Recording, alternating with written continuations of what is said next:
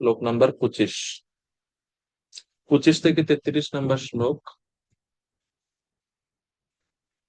এই শ্লোকগুলোতে এই শ্লোকগুলোর মূল বিষয় এখানে বলা হচ্ছে যে জগৎ থেকে দিব্য জ্ঞান, অর্থাৎ কিভাবে বিভিন্ন যজ্ঞ করার মাধ্যমে আমরা জ্ঞান লাভ করতে পারি,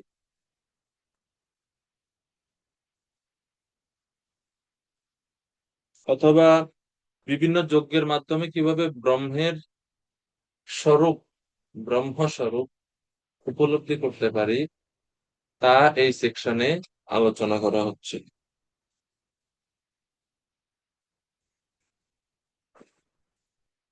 25 থেকে 33 নাম্বার শ্লোকে যে যে বিভিন্ন প্রকার যজ্ঞের বর্ণনা করা হচ্ছে, এই সমস্ত যজ্ঞ সমূহের চরম লক্ষ্য হচ্ছে চিন্ময় জ্ঞান। চিন্ময় জ্ঞান মানে হচ্ছে 24 নম্বর শ্লোকের যে বিষয়, যে সবকিছুকে ভগবানের সাথে সম্বন্ধিত বলে মনে করায়। তো কি কি যজ্ঞের কথা আছে এখানে, বিভিন্ন প্রকার যজ্ঞ আছে, কি কি যজ্ঞ সেটা আমরা একটু দেখবো। শ্লোক নাম্বার 25 থেকে 29 পর্যন্ত যজ্ঞের বর্ণনা।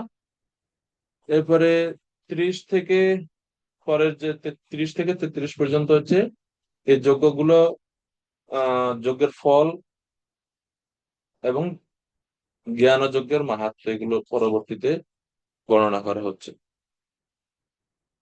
এখন প্রশ্ন হচ্ছে,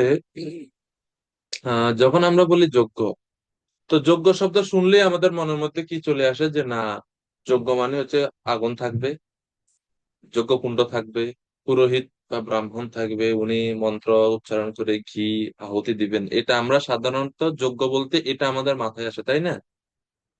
আমরা যখন বলি যজ্ঞ, যজ্ঞ মানে এই এই সিনটা আমাদের অটোমেটিক আমাদের মনের মধ্যে চলে আসে যে যজ্ঞ মানে এটা। কিন্তু এখানে যজ্ঞ মানে এখানে এই অগ্নি টগ্নি এরকম কিছু যে সবসময় থাকবে এরকম না। যজ্ঞকে ইংরেজিতে বলা হয় স্যাক্রিফাইস। যজ্ঞ মূলত অগ্নিহোত্র যজ্ঞকে সবসময় বোঝায় না। যেমন আপনারা যদি মনে থাকে, তৃতীয় অধ্যায়ে আমরা পড়েছিলাম যজ্ঞার্থাৎ কর্মণো অন্যত্র লোকোয়ম কর্মবন্ধন, মনে আছে? যজ্ঞার্থাৎ কর্মণো, যজ্ঞের সন্তুষ্টির জন্য কর্ম করতে হবে। সেখানে যজ্ঞ অর্থ কি দেখলাম আমরা? পরমেশ্বর ভগবান, ভগবানকে যজ্ঞ বলা হয়, ঠিক না? ভগবানকে যজ্ঞ বলা হয়েছে সেখানে। তো যজ্ঞ বলতে সবসময় অগ্নিহোত্র যজ্ঞকে বোঝায় না। যজ্ঞের একটা অংশ বা একটা এক প্রকার হচ্ছে অগ্নিহোত্র যজ্ঞ। অগ্নিহোত্র মানে হচ্ছে যেখানে অগ্নি থাকে, অগ্নি কেন্দ্রিক যে যজ্ঞ। সহজ বিষয়, যেহেতু আমরা যজ্ঞ নিয়ে পড়বো, তো জন্য এই কনসেপ্টটা আগে ক্লিয়ার হওয়া উচিত। যজ্ঞ হচ্ছে যে any activity performed to attain certain goal. Ultimately, an activity or sacrifice is meant to be done in spiritual consciousness for the satisfaction of Lord Vishnu or Krishna. That is called যজ্ঞ।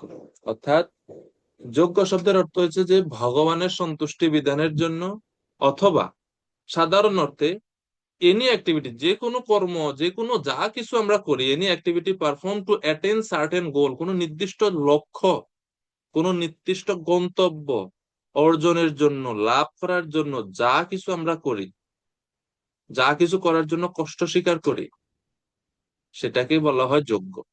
আর অন্তিমে অন্তিমে যজ্ঞ মানি ভগবানের সন্তুষ্টির জন্য, ভগবানকে প্রাপ্ত হওয়ার জন্য যে কাজ আমরা করি, সবগুলোকে যজ্ঞ বলা হয়। শুধু অগ্নিহোত্রকেই একমাত্র যজ্ঞ বলে না। অগ্নিহোত্র হচ্ছে যজ্ঞের একটা প্রকার, বুঝতে পারছেন?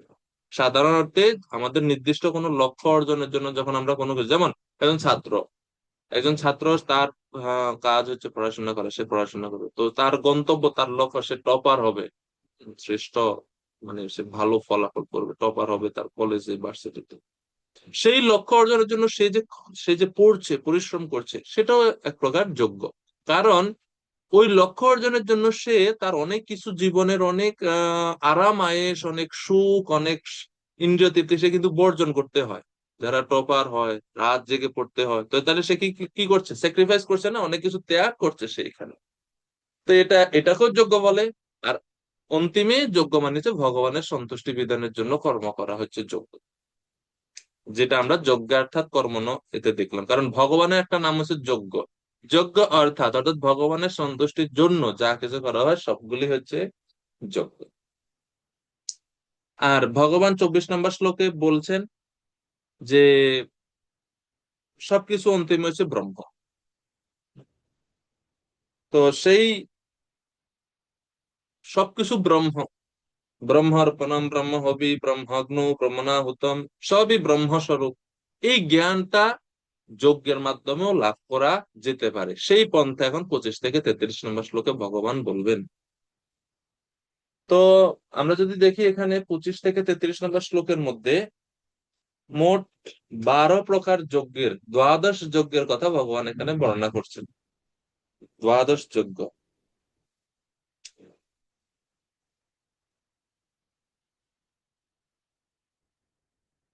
তো চলুন আমরা শুরু করি পড়া।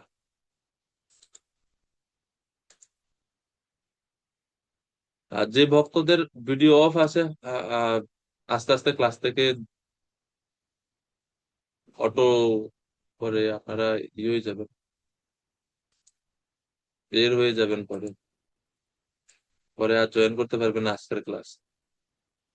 তো অনুরোধ থাকবে, যদি কোনো অসুবিধা না থাকে, যদি অসুবিধা থাকে তো ঠিক আছে, যদি কোনো প্রকার অসুবিধা না থাকে, আপনি ক্লাসে থাকেন, উপস্থিত থাকেন, কৃপা করে ভিডিও অন করে পড়ে একটু উপস্থিত থাকবেন, এটা অনুরোধ আপনাদের কাছে, হ্যাঁ। আচ্ছা, তো আমরা 25 নম্বর শ্লোক পড়ছি। দ্বৈবমাপরে দ্বৈবম এবাপরে যজ্ঞম যোগিনঃ पर्युपासते ब्रह्मग्नौ अपरे यज्ञम यज्ञेनैव उपजुह्यति। ভগবান এই শ্লোকে বলছেন, আমরা একটু ব্যাখ্যাটা একটু দেখবো। দৈবম এব অপরে যজ্ঞম। দৈবম বলতে দেবতাগণের প্রতি নিবেদিত, দেবতাদের প্রতি নিবেদিত যে যজ্ঞ, দৈবম, এটাকে বলা হচ্ছে দৈবম। অপরে মানে হচ্ছে, দৈবম একটা আছে, এরপরে বলছে না অপরে। তো অপরে মানে কি? দৈবম তো মানে হচ্ছে দেবতাদের প্রতি বা দেবতাদের উদ্দেশ্যে নিবেদিত। অপরে মানে কিছু সংখ্যক মানুষ, কিছু সংখ্যক মানুষ যজ্ঞম দৈবম অর্থাৎ দেবতাগণের পূজা করে থাকে, সেটা হচ্ছে দৈবমেব অপরে যজ্ঞ। পরে যোগিন পর্যুপাসতে, যোগিন পর্যুপাসতে মানে হচ্ছে যারা দেবতাদের আরাধনা করছে তারাও এক অর্থে যোগী, তারাও এক অর্থে যোগী, কারণ তারা কোনো না কোনো স্তরে কোনো না কোনো ভাবে হয় প্রত্যক্ষ বা পরোক্ষ ভাবে কৃষ্ণের সাথে সংযুক্ত। সে কারণে তাদেরকেও, দেবতা উপাসকগণকেও এক দিক থেকে যোগী বলা হচ্ছে, যোগিনো পর্যুপাসতে, তাদেরকে যোগী বলা হচ্ছে। তারা অত্যন্ত উচ্চ স্তরে কৃষ্ণের সাথে যুক্ত নন বটে, কিন্তু তারা এটুকু স্বীকার করেন যে তাদের ঊর্ধ্বে আরো কোনো উচ্চতর কোনো শক্তি আছে, কোনো হায়ার অথরিটি আছে, এটা তারা দেবতা উপাসকরা অ্যাটলিস্ট স্বীকার করতেছে, সেই কারণে তাদেরকেও যোগী বলা হচ্ছে। তাহলে দৈবম, দৈবম এইব অপরে যজ্ঞম যোগিনো পর্যুপাসতে, আমরা প্রথম লাইন বুঝলাম। এরপরের লাইনে বলা হচ্ছে ব্রহ্মাগ্নৌ অপরে যজ্ঞম, ব্রহ্ম অগ্নৌ অপরে যজ্ঞম, ব্রহ্মে আত্মনিবেদন রূপ যজ্ঞ, যেটাকে বলা হচ্ছে ব্রহ্মযজ্ঞ। তো সেটা কি? তো বলা হচ্ছে আবার অন্য কিছু সাধক, মানে অন্য কিছু সাধকেরা, এক ধরনের সাধক তো দৈবম অপরে মানে দেবতাদের উদ্দেশ্যে যে যজ্ঞ করে, সেটাকে বলা হচ্ছে দৈব যজ্ঞ। প্রথম যজ্ঞ, প্রথম লাইনে বলা হচ্ছে দৈব যজ্ঞ। কোন কোন যোগী দেবতাদের উদ্দেশ্যে যজ্ঞ করার মাধ্যমে তাদের উপাসনা করেন। তাদেরকে কেন যোগী বলা হচ্ছে? কারণ তারাও অ্যাটলিস্ট কোনো না কোনো ভাবে কৃষ্ণের সাথে যুক্ত, বা তারা বৈদিক বেদ মানতেছে, সেই কারণে। তো এটা তারা হচ্ছে দৈব যজ্ঞ। দ্বিতীয় লাইন হচ্ছে ব্রহ্মযজ্ঞ। ব্রহ্মযজ্ঞ মানে কি? ব্রহ্ম অগ্নৌ অপরে যজ্ঞে, তারা শেষ দিকে শেষ শেষ অংশে বলা হচ্ছে শ্লোকে যজ্ঞেনা এব উপজুহ্যতি, তারা স্বয়ং আত্মাকে ব্রহ্মে নিবেদন করে। অর্থাৎ তারা এই ধারণা পোষণ করে, এই ভাব তারা রাখে যে ব্রহ্মই পরম সত্য এবং তাদের কর্তব্য হচ্ছে সেই ব্রহ্মে বিলীন হয়ে যাওয়া। এটা হচ্ছে ব্রহ্মযজ্ঞ। এটিও এক প্রকার যজ্ঞ, যেখানে সাধক স্বয়ং নিজেকে নিবেদন করতেছে। অগ্নিহোত্র যজ্ঞতে আগুনে ঘি নিবেদন করা হয়। আর এইখানে যে যজ্ঞ কথা আমরা দেখছি, এই যজ্ঞতে সাধক কোনো না কোনো কিছু দেয়। দৈব যজ্ঞ যে করে সে দেবতাদের উদ্দেশ্যে বিভিন্ন উপহার, বিভিন্ন কিছু দান করে। যিনি ব্রহ্মযজ্ঞকারী তার আত্মাকেই দান করে দিচ্ছে ব্রহ্মরূপ অগ্নিতে। তো ব্রহ্মরূপ অগ্নিতে আত্মাকে দান করছে, সে কারণে বলেছে ব্রহ্মযজ্ঞ। এখন দৈবযজ্ঞ কে করে আর ব্রহ্মযজ্ঞ কে করে আমরা একটু সহজে বুঝতে পারলাম, ধারণা পাইলাম। দৈব যজ্ঞ করে যারা কর্মযোগী, তারা সকাম কর্মযোগী, যারা তারা দৈব যজ্ঞ করে। আর ব্রহ্মযজ্ঞ কারা করে? যারা জ্ঞানযোগী। জ্ঞানযোগীরা তাদের আত্মাকে ব্রহ্মে লীন করে দিতে চায়, এটাকে বলেছে ব্রহ্মযজ্ঞ। কারণ এখানেও there is something they sacrifice, আত্মোৎসর্গ, মানে ত্যাগ করে, তার নিজের আত্মাকে ব্রহ্মে বিলীন করে দিচ্ছে। তো এটা হচ্ছে ব্রহ্মযজ্ঞ। আশা করি বুঝতে পারছেন। এই হচ্ছে দুইটা বিষয়। তো শিল প্রভুপাদ তাৎপর্যে এই বিষয়গুলোকে ব্যাখ্যা করছেন যে যজ্ঞ বিভিন্ন প্রকারের হয়ে থাকে। কৃষ্ণ এখানে অর্জুনকে এই মানে এই দিব্য দর্শন প্রদান করছেন যে বৈদিক সংস্কৃতিতে বিভিন্ন ধর্মীয় অনুষ্ঠান প্রকৃতপক্ষে বিভিন্ন প্রকার যজ্ঞ রূপে গণ্য হয়ে থাকে। যা কিছু ধর্মীয় অনুষ্ঠান আছে সবগুলাকে যজ্ঞ বলা হয়।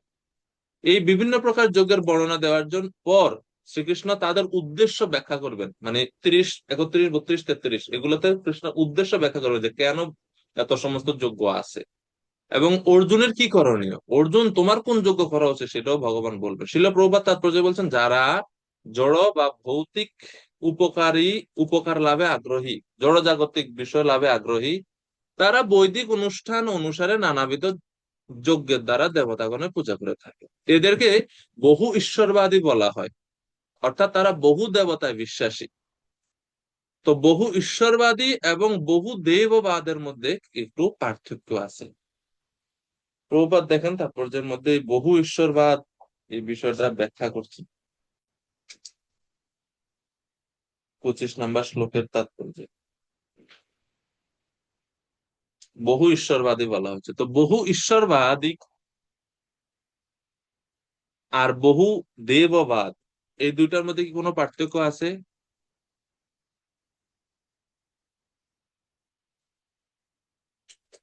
এটাকে বহু ঈশ্বরবাদকে ইংরেজিতে বলা হয় পলিথিজম। পলিথিজম, বহু ঈশ্বরবাদ। বহু ঈশ্বরবাদকেই বহু দেববাদ বলে আখ্যায়িত করা হয়। কিন্তু প্রশ্ন থাকে যে একাধিক পরমেশ্বর কিভাবে থাকতে পারে? বাস্তবে বিভিন্ন দেবতা বিভিন্ন বিভাগের দায়িত্বে নিযুক্ত আছে, কিন্তু তারা সকলেই এক পরমেশ্বরের অধীন। তো এটাকে বলা হয় বহুস্তরীয় বহুস্তরীয় এক ঈশ্বরবাদ, মানে মাল্টি লেভেল মনোথিজম।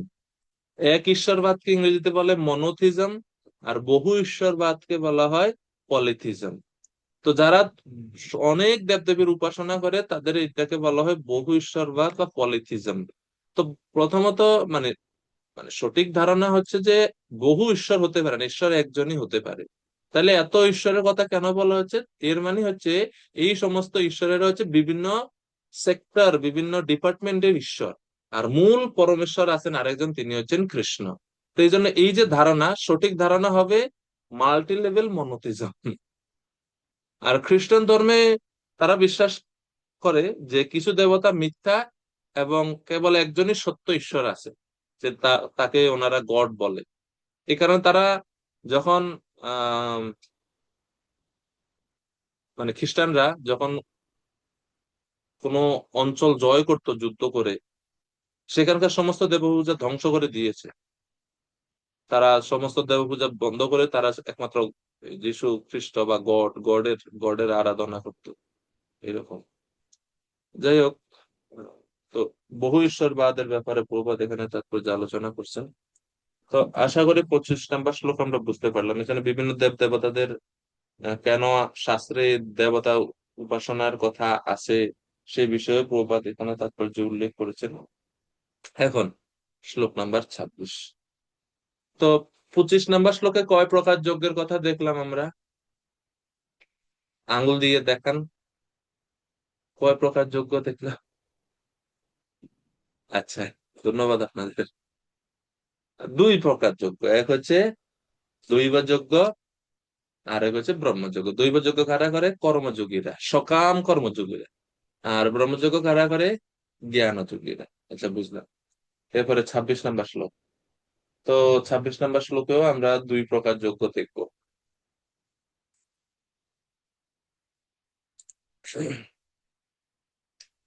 আহ ওকে, এখন যদি একটু জিজ্ঞেস করি কারোরে যে দৈব যজ্ঞ মানে কি, বলতে পারবেন?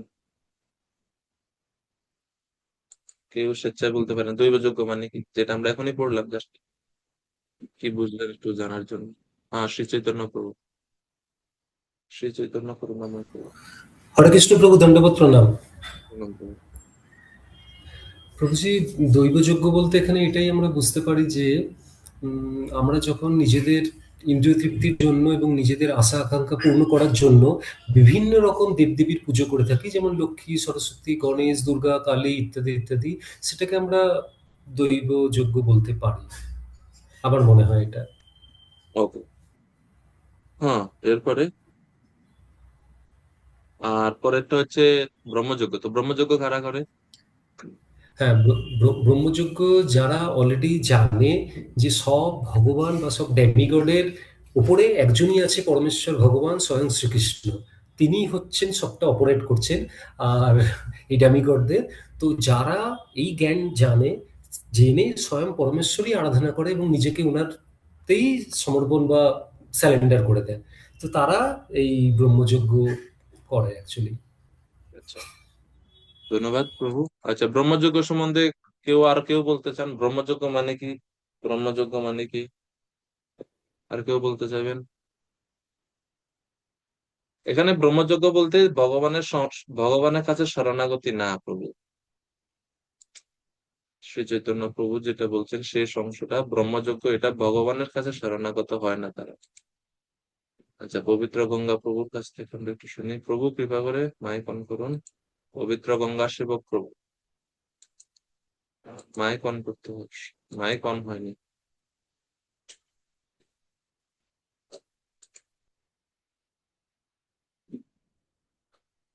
আনমিউট, ওই যে আনমিউট করার একটা লেখা আসছে না, এটাতে ক্লিক করেন তাহলে। ওই যে মাইকের যে বাটনটা আছে ওটাতে হ্যাঁ, ঠিক আছে, এখন ঠিক আছে। ঠিক আছে, হয়েছে। বলুন। হরে কৃষ্ণ। ব্রহ্মযোগ্য প্রভু এখানে যিনি সম্পূর্ণরূপে ঈশ্বরের চেতনায় নিমগ্ন, তার না, কাছে যা কিছু নিবেদন করা হচ্ছে তাও তাওই ব্রহ্ম, ঈশ্বরের চেতনা। ঈশ্বরের চেতনা মানে কি? ঈশ্বরের চেতনা কিভাবে? আমি তো সরাসরি বললাম যে নিজের আত্মাকে ব্রহ্মে লীন করে দিচ্ছে। ব্রহ্ম বলতে নির্বিশেষ ব্রহ্ম, সেই কারণে তাদেরকে বলা হচ্ছে জ্ঞানযোগী। তারা নির্বিশেষ ব্রহ্মে আত্মাকে লীন করে দিচ্ছে। যে জ্ঞানযোগী নির্বিশেষ ব্রহ্মে লীন করছে, ঈশ্বরের চেতনায়ও না, পরমেশ্বর ভগবানেও না। ভগবান স্বরূপ যখন বলবেন তখন তো এটা ভক্ত হয়ে গেল, যেটা সেটাকে আমরা বলি আত্মসমর্পণ। যখন ভগবানে কেউ নিজের সবকিছু সমর্পণ করে সেটাকে বলে আত্মসমর্পণ। কিন্তু সেই সবকিছু যখন কেউ নির্বিশেষ ব্রহ্মে লীন করতে চায় বা তার আত্মাকে নির্বিশেষ ব্রহ্মে লীন করতে চায়, সেটা আত্মসমর্পণ না। এটা হচ্ছে ব্রহ্মযোগ্য বলা হচ্ছে তার, এটা হচ্ছে মানে লীন হয়ে যাওয়া, ব্রহ্মে লীন হয়ে যাওয়া। তো এটা হচ্ছে ব্রহ্মযোগ্য। ঠিক আছে, ঈশ্বরের চেতনায় না। ঈশ্বর বলতে এখানে বলতে ব্রহ্ম, জাস্ট ডাইরেক্ট বলতে হবে যেটা ব্রহ্মস্বরূপে আপনাকে লীন করে দিচ্ছে, যেটা মায়াবাদীরা করে, নির্বিশেষবাদীরা যেটা করে। তো সেটা এখানে বলা হচ্ছে যে অনেকে এরকম করে। তো এইভাবে বিভিন্ন যজ্ঞের লিস্ট, মানে বিভিন্ন যজ্ঞ পন্থা সম্বন্ধে ভগবান বলছে। ভগবান এগুলো মানে এরকম না যে ভগবান বলছে তুমি এটা করো, তুমি এটা করো, এরকম না। লিস্ট দিচ্ছে যে এই সব আছে মেনু, যেরকম মনে করেন কখন আমরা যদি রেস্টুরেন্টে যাই, মেনু কার্ড দেয় না, যে অন্ন আছে, ডাল আছে, পুষ্পান্ন আছে, সয়াবিন আছে, চানা ভুট্টা আছে। তো এর মানে আপনাকে সব নিতে বলছেন, আপনি চয়েস করুন কোনটা কোনটা আপনার লাগবে বা আপনার কোনটা দরকার, সেই রকম আর কি ভগবান দিচ্ছেন, জানাচ্ছেন সবকিছু। এরপরে অর্জুনকে বলবেন যে তুমি এটা করো বা এটা তোমার জন্য উচিত, এরকম আর কি। আর যেহেতু এই অধ্যায়ের নামই হচ্ছে জ্ঞান যোগ, অর্থাৎ ভগবান জ্ঞান যোগের কথাই বা জ্ঞান যোগকে এখানে শ্রেষ্ঠ বলে প্রতিপন্ন করবেন অন্তিমে। ঠিক আছে, তো পরে শ্লোক 26 নম্বর শ্লোক। 26 নম্বর শ্লোক। শ্রোত্রাদীনিন্দ্রিয়াণ্যন্যে সংযমাগ্নিষু জুহ্যতি শব্দাদীন বিষয়ান্যন্যা ইন্দ্রিয়াগ্নিষু জুহ্যতি।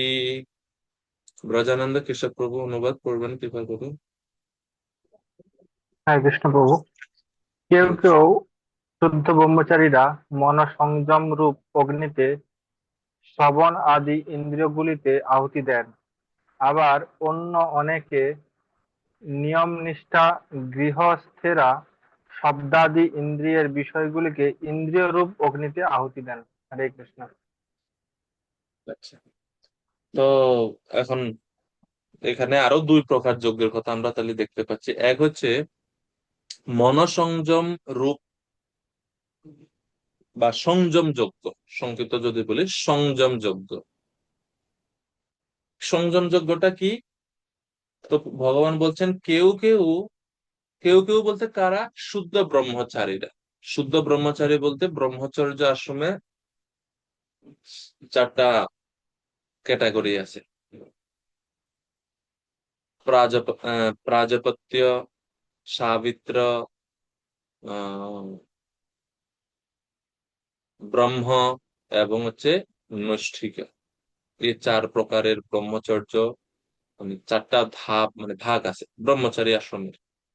এর মধ্যে যিনি নৈষ্ঠিক ব্রহ্মচারী, সেই ব্রহ্মচারীদের কথা বলা হচ্ছে, তারা সংযম যজ্ঞ করে। সংযম যজ্ঞ কি করে তারা? এই যজ্ঞতে তারা মন সংযম রূপ অগ্নিতে শ্রবণ আদি ইন্দ্রিয়গুলোকে আহুতি দেয়। সংযম অগ্নিষু, এখানে অগ্নি কি, যেরকম যজ্ঞের মধ্যে অগ্নি লাগে, তো এই এই সংযম যজ্ঞে অগ্নি কি, মন সংযম হচ্ছে অগ্নির সঙ্গে তুলনা করা হচ্ছে। যদি এখানে দৃশ্যমান কোনো অগ্নি নেই, তো সংযম অগ্নি, মানে মনকে সংযত করবে তারা, এটাই হচ্ছে অগ্নি। সেই অগ্নিতে তারা কি আহুতি দেয়? শ্রোত্রাদিনী ইন্দ্রিয়ানি, শ্রোত্র আদিনী মানে হচ্ছে আমাদের ইন্দ্রিয়, জ্ঞান ইন্দ্রিয় গুলোকে বোঝানো হচ্ছে। জ্ঞান ইন্দ্রিয় কি কি, কে বলতে পারবেন? জ্ঞান ইন্দ্রিয় কি কি, কয়টি?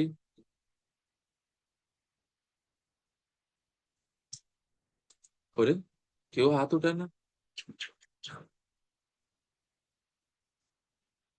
আচ্ছা, তখন প্রভু প্রথমে হাত উঠাইছেন, তো প্রভুরেই বলি, প্রভু বলুন জ্ঞানেন্দ্রিয় কয়টি প্রভু? 5টি প্রভু। 5টি, একটু বলবেন নামগুলো।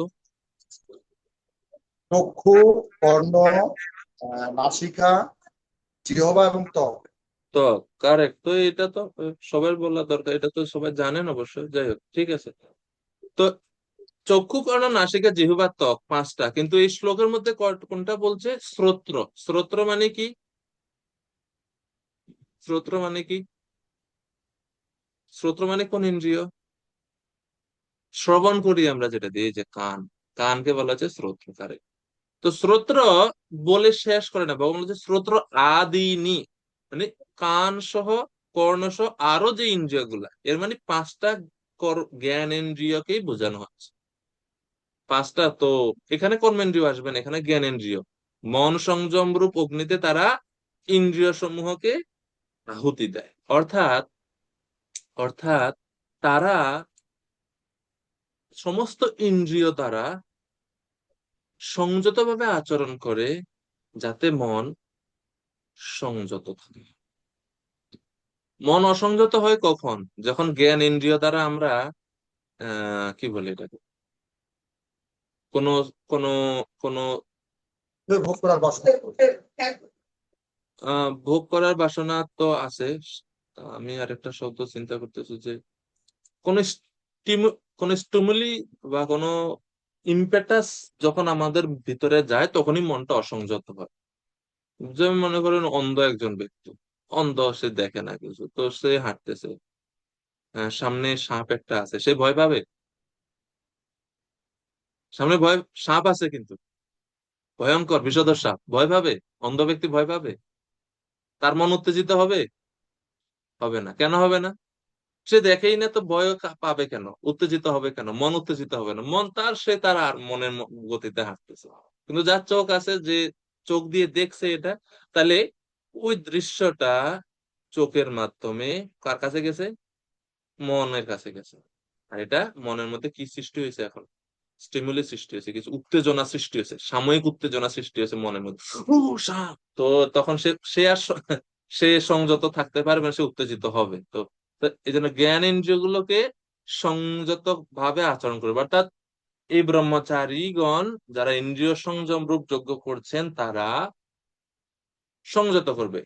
সবকিছু শুনবে না, সবকিছু দেখবে না। যারা যা কিছু তার সাধনার জন্য, আত্ম উপলব্ধির জন্য অনুকূল, সেগুলাই তিনি দেখবেন। এর বেশি ইন্দ্রিয়কে বিচলিত করে এমন কিছু ব্রহ্মচারী দেখবেন না বা দেখেন না। তো এটা হচ্ছে সংযম যজ্ঞ। কারা করে তাকে? ব্রহ্মচারী। বুঝা গেল? এরপরে বলা হচ্ছে ই- আহ, আহ, পরে পরে পরের বলা হচ্ছে অন্যে। অন্যে মানে হচ্ছে গৃহস্থগণ। তো পরের লাইনে যেটা আছে, এটা হচ্ছে গৃহস্থগণ। অন্যে মানে গৃহস্থগণ ইন্দ্রিয় অগ্নিষু, মানে ইন্দ্রিয় রূপ অগ্নিতে শব্দাদীন বিষয়ান, শব্দ আদি বিষয় সমূহকে জুহ্বতি, আহুতি প্রদান করে। পূর্বে দেখলাম মন সংযম রূপ অগ্নিতে কর্ম, জ্ঞান ইন্দ্রিয়গুলোকে তারা সমর্পণ করছে বা আহুতি দিচ্ছে। শ্রোত্রাদিনী ইন্দ্রিয়ানি জুহ্বতি। আর গৃহস্থ যারা, তারা কি করছেন না, ইন্দ্রিয় রূপ অগ্নিতে বিষয়গুলোকে আহুতি দিচ্ছে।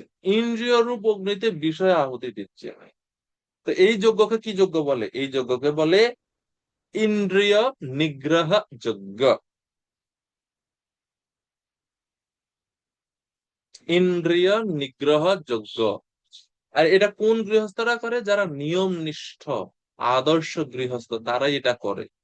যারা গৃহমেদী, গৃহস্থ দুই ধরনের, গৃহস্থ গৃহমেদী, গৃহে থাকলেও দুই ধরনের। তো গৃহমেদীরা এরকম যজ্ঞ করতে পারে না, এবং তারা মুক্তি লাভেরও যোগ্য হয় না। তো যারা নিয়ম নিষ্ঠ গৃহস্থ, তারা কি করে? শব্দ আদি ইন্দ্রিয়ের বিষয়গুলোকে, এখন আবার প্রশ্ন, ইন্দ্রিয়ের বিষয় কয়টি? হাত দিয়ে দেখান, ইন্দ্রিয়ের বিষয় কয়টি? হাত দিয়ে দেখান। পাঁচটি। পাঁচটি। পাঁচটি না? ওকে। আহ পাঁচটি। সে পাঁচটি কি কি? সৌরি বলরাম প্রভু, পাঁচটি পাঁচটি ইন্দ্রিয়ের বিষয় কি কি? আরেকবার বলবেন প্রভু। ইন্দ্রিয়ের বিষয় কি কি? মাইক অফ হয়ে গেল তখন। হ্যাঁ, ইন্দ্রিয় বিষয় বলতে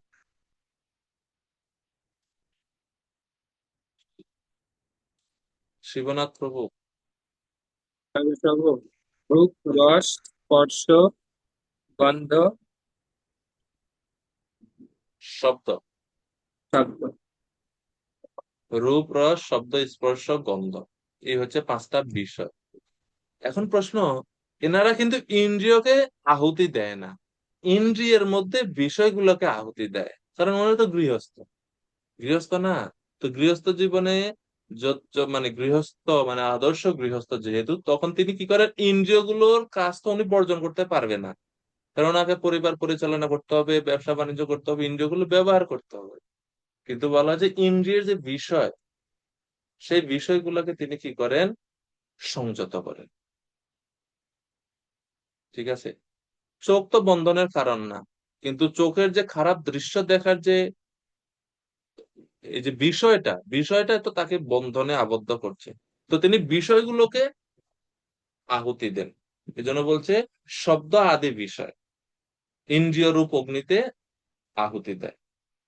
তো ইন্দ্রিয় হচ্ছে অগ্নি, ইন্দ্রিয়ের বিষয় হচ্ছে ঘিয়ের মতো। ঠিক আছে? ইন্দ্রিয়ের বিষয় হচ্ছে ঘিয়ের মতো, ইন্দ্রিয় হচ্ছে অগ্নির মতো। তো ইন্দ্রিয়ের মধ্যে ইন্দ্রিয়ের বিষয়কে আহুতি দেওয়া, এর মানে হচ্ছে তিনি তার বিষয়গুলোকে সংযত উপায়ে ব্যবহার করেন বা ভোগ করেন, অসংযত উপায়ে ব্যবহার বা ভোগ করেন না তিনি। ব্রহ্মচারীরা ইন্দ্রিয়কেই বাদ, বিষয় কি ইন্দ্রিয়ই বাদ, কেননা তারা সম্পূর্ণরূপে সংযত। কিন্তু গৃহস্থ তার কিছু আহ দায়িত্ব কর্তব্য পালনের জন্য তিনি সেটা করতে পারেন না, তো তিনি বিষয়গুলোকে সংযতভাবে আচরণ করেন বা ভোগ করেন। তো সেটাকে বলা হচ্ছে ইন্দ্রিয় নিগ্রহ রূপ যজ্ঞ। এটা নিয়মনিষ্ঠ গৃহস্থরা করে থাকে। 26 নম্বর শ্লোকের বিষয়বস্তু এটা। শিল প্রভুপাদ তাৎপর্য বলছেন, ব্রহ্মচারী সদ্গুরু তত্ত্বাবধানে থেকে ইন্দ্রিয় দমন করে মন সংযম করেন। এই শ্লোকে তাদের সম্বন্ধে বলা হচ্ছে যে তারা তাদের শ্রবণ ইন্দ্রিয়কে অন্যান্য ইন্দ্রিয়কে চিত্ত সংযম রূপে অগ্নিতে অর্পণ করে। আর ব্রহ্মচারীরা কেবল কৃষ্ণ ভাবনা সম্বন্ধীয় শব্দই শ্রবণ করে। জ্ঞান আহরণ করার শ্রেষ্ঠ উপায় হচ্ছে শ্রবণ। তাই প্রকৃত ব্রহ্মচারী সর্বক্ষণ হরের নামানুকীর্তনম অর্থাৎ ভগবানের মহিমা শ্রবণ এবং কীর্তনে তন্ময় হয়ে থাকেন। তাই কখনো লৌকিক আলোচনা বা গ্রাম্য কথা শ্রবণ তিনি করেন না। এবং এই ব্যাপারে রূপ গোস্বামীও উপদেশামৃতে বলছে।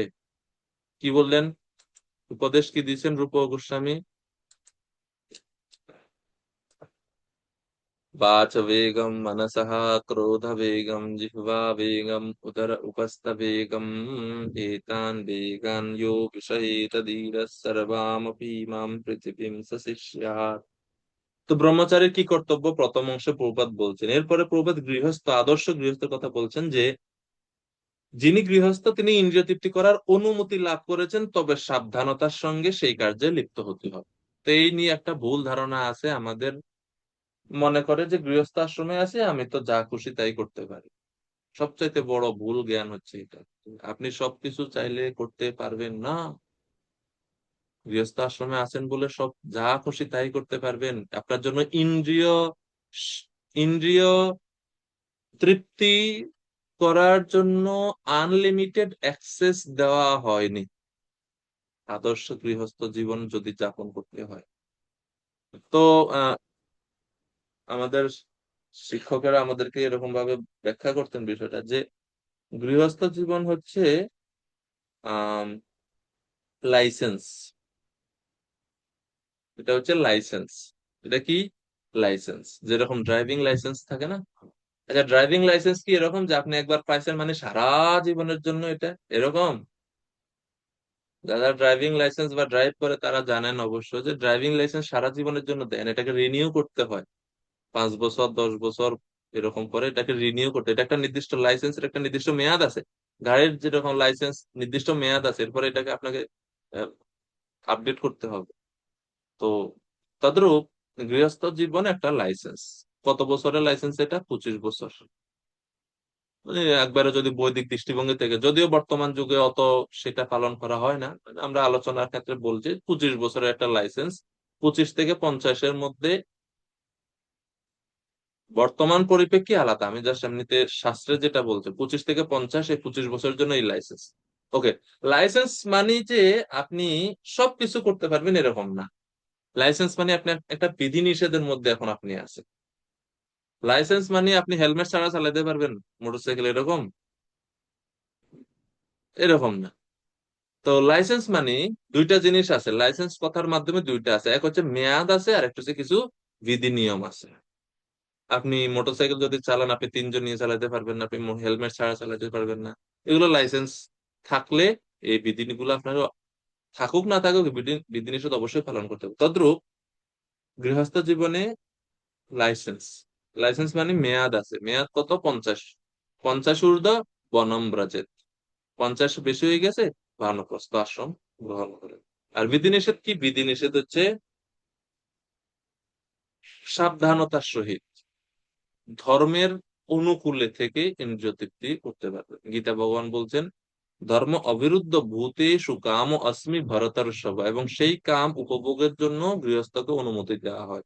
ধর্ম অবিরুদ্ধ যেটা, যেই কাম উপভোগ ধর্মের বিরুদ্ধ, সেটা আদর্শ গৃহস্থ ভক্ত, আদর্শ গৃহী ভক্ত সেটা তিনি করবেন না, সেটা বর্জন করবেন। তো এই হচ্ছে বিষয়। প্রভুপাদ এগুলো তাৎপর্য সেতু। প্রভুপাদ বলছে যে জীবনের উদ্দেশ্য ইন্দ্রিয় তৃপ্তি থেকে সরে আসা হচ্ছে জীবনের উদ্দেশ্য। আর এই কারণে সংযত বিবাহ বিবাহ জীবন যাপনের মাধ্যমে, সংযত যৌন জীবনের মাধ্যমে সেটা করা উচিত। এই ধরনের সংযত আসক্তিরহিত কামও এক প্রকার যোগ্য, কারণ এর মাধ্যমে সংযমী গৃহস্থ তার বিষয় ভোগ উন্মুখ প্রবৃত্তিকে পারমার্থিক জীবনের মহৎ উদ্দেশ্যের কাছে উৎসর্গ করছে। সেই কারণে গৃহস্থকে বলা হচ্ছে বা এই যে যোগ্য, এটাকে বলা হচ্ছে ইন্দ্রিয় নিগ্রহ রূপ যোগ্য। তো আমরা 4 ধরনের যোগ্যের কথা দেখলাম, 25 নম্বরে 2টা, 26 নম্বরে 2টা, 27 নম্বর শ্লোক। বল্লভ কানাই প্রভু অনুবাদ করেন। মোবাইল দুটো একসাথে রাখলে সমস্যা হবে পরে।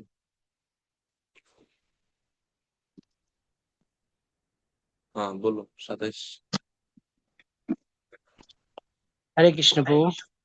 হরে কৃষ্ণ। যারা মন ও ইন্দ্রিয় সংযমের মাধ্যমে আত্মজ্ঞান লাভের প্রয়াসী, তারা তাদের সমস্ত ইন্দ্রিয়ের কার্যকলাপ ও প্রাণবায়ু জ্ঞানের দ্বারাই প্রদীপ্ত আত্মসংযম রূপ অগ্নিতে আহুতি দেন। হরে কৃষ্ণ প্রভু। হরে কৃষ্ণ প্রভু। এখন 27 নম্বর শ্লোকে আরো কঠিন পাবো বলছে। শব্দগুলো বড় কঠিন কঠিন লাগতেছে না? আচ্ছা, আমরা একটু দেখি কি বলছে এখানে। আহ সর আহ, এক মিনিট।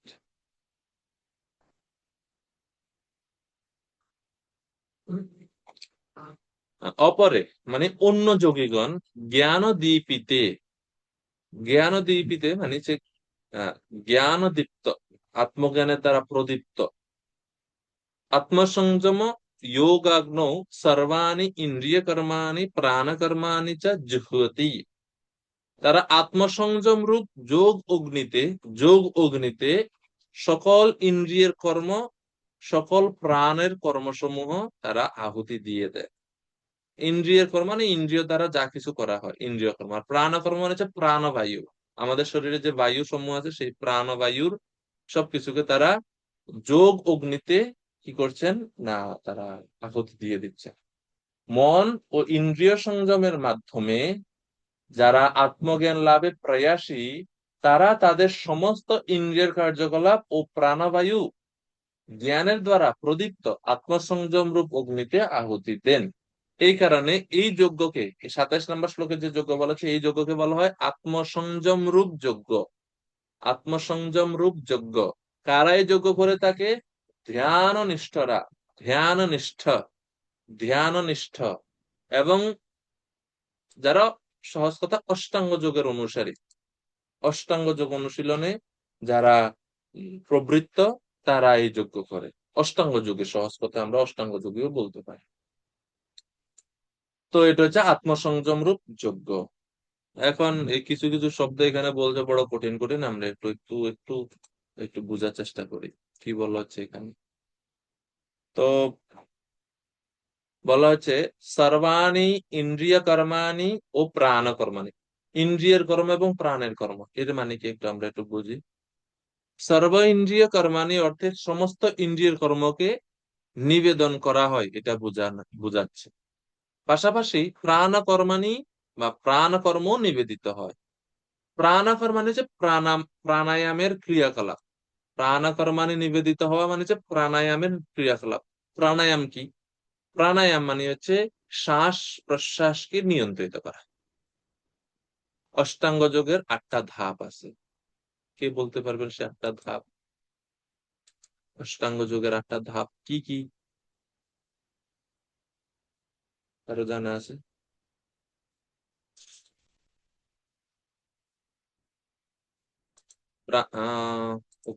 প্রাণপ্রিয় প্রভু, অষ্টাঙ্গ যোগের 8টা ধাপ কি কি? প্রণাম। এটা হচ্ছে যম, নিয়ম, আসন, প্রাণায়াম, প্রত্যাহার, ধ্যান, ধারণা, সমাধি। ধ্যানের পরে ধারণা না, প্রথমে ধারণা, তারপরে ধ্যান, এরপরে হচ্ছে শুনুন। তো সব ঠিক আছে, ধারণা ধ্যানের জায়গাতে একটু এদিক ওদিক হয়ে গেছে। সিরিয়াল বলতে হবে, কারণ ক্রমোন্নতি এটা, মানে একটার পরে আরেকটা। তো ধারণা, এরপরে হচ্ছে ধ্যান, এরপরে হচ্ছে সমাধি। জম মানে কি? বর্জনীয় বিষয়। নিয়ম মানে কি? পালনীয় বিষয়। আসন মানে কি? আসন মানে হচ্ছে পোজ, পোশ্চার। কিভাবে বসবেন, কোন আঙ্গিকে বসবেন, কোথায় বসবেন, লম্বা হয়ে না কাট হয়ে, পা উপরে না নিচে। বিভিন্ন যোগাসন বিভিন্ন রকম আছে না, পদ্মাসন, হলাসন, গোমুখাসন, শবাসন। আমরাও সবাই এক প্রকার আসন করি, জানেন তো। আমরা ভক্তযোগী যারা, আমরাও কিন্তু আসন করি। আমরা একটাই আসন জানি মোটামুটি আরামের আসন, এটা হচ্ছে শবাসন। রাত্রে ঘুমাইতে গিয়ে আমরা শবাসন করি, অ্যাটলিস্ট একটা আসন আমরা করি।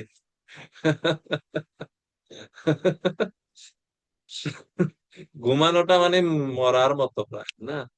আসন, এই জন্য এটাকে বলা হয় রিল্যাক্স, শুয়ে থাকো। যাই হোক, তো আসন মানে হচ্ছে বিভিন্ন আঙ্গিকে বিভিন্ন মুদ্রায় বসা আসন। তো যম, নিয়ম, আসন।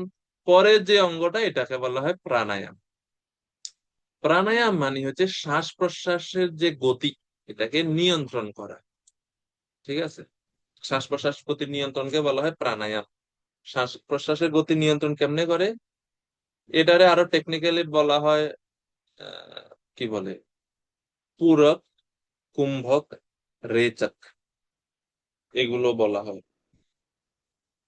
পূরক মানে হচ্ছে শ্বাস নিলেন, প্রলং ইনহেলেশন, লম্বা শ্বাস নিলেন, শ্বাস নিয়ে আপনার ভিতরে বায়ু দ্বারা আপনি ভর্তি করে নিলেন, পূরক। ঠিক আছে, মানে শ্বাস নিলেন বুক ভর্তি করে, যতটুকু নেওয়া যায়, পূরক। তারপরে পরেরটা হচ্ছে কুম্ভক। কুম্ভক মানে হচ্ছে ধরে রাখলেন শ্বাসটাকে, নিলাম, সবাই একটু নেন, শ্বাস নেন, লম্বা শ্বাস নেন, ধরে রাখেন, ধরে রাখেন। এই যে ধরে রাখা, এটা হচ্ছে কুম্ভক। এরপরে ছেড়ে দেন আস্তে আস্তে, ছেড়ে দিলেন, এটা হচ্ছে রেচক। কুম্ভক, পূরক, কুম্ভক, রেচক। এর মাধ্যমে, এটা হচ্ছে প্রাথমিক, যারা অষ্টাঙ্গ যোগী বা হঠ যোগী, তারা এগুলো আরো অ্যাডভান্স লেভেলে এনারা এগুলো অনুশীলন করে। এবং এভাবে তারা, এটা করার কারণ হচ্ছে মনকে সংযত করা। দেখবেন যারা জব করতে গেলে দেখবেন, যদি হচ্ছে মন খুব এদিক এদিক খুব যায় এদিকে এদিকে ঘোরাফেরা করে। তো এইরকম আপনারা যদি জবটা তখন রেখে দিয়ে একটু প্রাণায়াম করেন, 2-4 মিনিট প্রাণায়াম করলেন, এরকম পুরো কুম্ভ করে চল, এই পুরো কুম্ভ রেচকের আমাদের একজন প্রভু বলছেন, এটা সূত্র হচ্ছে 4-2-1। 4-2-1 মানে বুঝেন, মানে 4 হচ্ছে নেওয়াটা, যত সময় নিলেন তার অর্ধেক সময় ধারণ করে রাখবেন, তার অর্ধেক সময় ছেড়ে দিবেন, এরকম আর কি। 4-2-1 অনুপাতে এরকম আপনি 10-15 বার করেন, দেখবেন যে মনটা না পূর্বের তুলনায় শান্ত হয়ে গেছে, অন্যান্য চিন্তা নাই, এরকম। তো এটা হচ্ছে প্রাণায়াম। তো এটাকে বলা হচ্ছে প্রাণায়াম। তো এই প্রাণায়াম রূপ অগ্নিতে তারা প্রাণায়াম করেন, প্রাণায়াম করার মাধ্যমে, এই প্রাণায়ামকে বলা হচ্ছে এই প্রাণকর্মাণি। ঠিক আছে, আর এর উদ্দেশ্য কি? বর্তমানে মানুষে প্রাণায়াম করে জাস্ট মন শান্ত রাখার জন্য, শরীরকে রোগ মুক্ত রাখার জন্য, স্ট্রেস কমানোর জন্য, তারপরে এই যে হতাশা, ডিপ্রেশন, এগুলা থেকে বের হওয়ার জন্য। সেগুলো ঠিক আছে, কিন্তু মুখ্য উদ্দেশ্য প্রাণায়ামের এগুলা না। মুখ্য উদ্দেশ্য হচ্ছে চেতনাকে অন্তর্মুখী করে আত্ম উপলব্ধির চেষ্টা করা। তো জন্য বর্তমানে যারা যোগা করে, যে কিছুদিন আগে যোগা ডে গেল না, বিশ্ব যোগ দিবস গেল কদিন আগে। যোগের গৌণ উদ্দেশ্য হচ্ছে সুস্থ শরীর। মুখ্য উদ্দেশ্য বা যে উদ্দেশ্যে যোগ আমাদের শাস্ত্রে আছে, পতঞ্জলি ঋষি দিয়েছিলেন, সেই মুখ্য উদ্দেশ্যটা হচ্ছে আত্ম উপলব্ধি, চেতনাকে কন্ট্রোল করে জায়গা থেকে অন্তর্মুখী করা। এই জন্য প্রাণায়ামের পরের যে স্তর সেটাকে বলা হয় প্রত্যাহার। প্রত্যাহার মানে হচ্ছে মনকে সমস্ত বিষয় থেকে সরিয়ে নিয়ে আসা। মন আপনি সরিয়ে আনলেন, আবার যাচ্ছে, আবার আনেন, চলে যাচ্ছে, আবার আনেন, এটাকে বলা হয় প্রত্যাহার। ঠিক আছে, প্রত্যাহার। প্রত্যাহার মনকে আপনি আপনি বিভিন্ন বিষয় থেকে সংযত করে অন্তর্মুখী করলেন, টেনে নিয়ে আসলেন, সংযত করে আনলেন, এনে কি করবেন? প্রত্যাহারের পরে হচ্ছে ধারণা। ধারণা মানে হচ্ছে meditating on all overall body of of Lord, মানে ভগবানের যে সামগ্রিক যে বিগ্রহ আছে সেই বিগ্রহের উপরে মনকে নিবিষ্ট করা হচ্ছে ধারণা। ধারণা স্তরে পুরো ভগবানের সম্পূর্ণ শরীরের উপরে যোগী তার মনকে নিবদ্ধ করে। ধারণা। ধারণার পরের স্তর হচ্ছে ধ্যান। ধ্যান স্তরে কি হয়? যোগী পরমাত্মার নির্দিষ্ট একটা অঙ্গ, ভগবান বলতে এখানে পরমাত্মাকে বুঝতে হবে, কেননা যোগীগণ পরমাত্মার রূপের উপরে ধ্যান করে। পরমাত্মার রূপের কেমন রূপ? দ্বিতীয় স্কন্ধে এর বর্ণনা আছে। পরমাত্মা সুন্দর রূপ, স্নিগ্ধ প্রাবৃত ঘনশ্যামম, এরকম চতুর্ভুজ রূপ আছে পরমাত্মার। তো পরমাত্মার বা যারা ভক্তিযুক্ত যোগী তারা ভগবানের রূপের উপরেও ধ্যান করতে পারে, কোনো অসুবিধা নাই। বিষ্ণু রূপের উপরে তারা ধ্যান করতে পারে। তো ধ্যান স্তরে ধারণা তো হচ্ছে সমগ্র শরীর। ধ্যান স্তরে নির্দিষ্ট একটা অঙ্গের উপরে যোগী ফোকাস করে, এটাকে বলে ধ্যান। ধারণা, ধ্যান। আর সর্বোচ্চ সর্বশেষে হচ্ছে সমাধি।